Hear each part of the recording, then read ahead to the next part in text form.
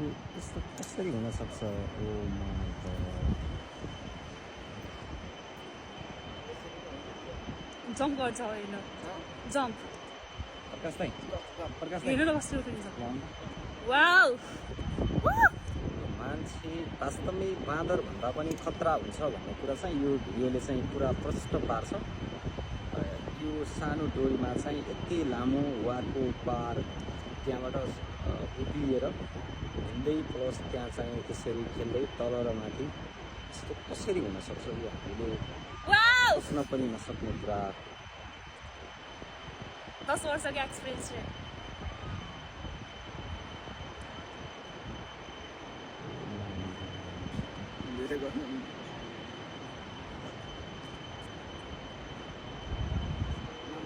नमस्ते। नमस्ते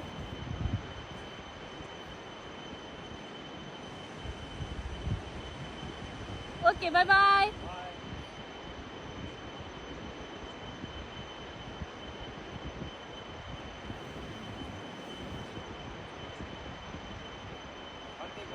हजुर उतै जाने बाबा? हजुर सक्दियो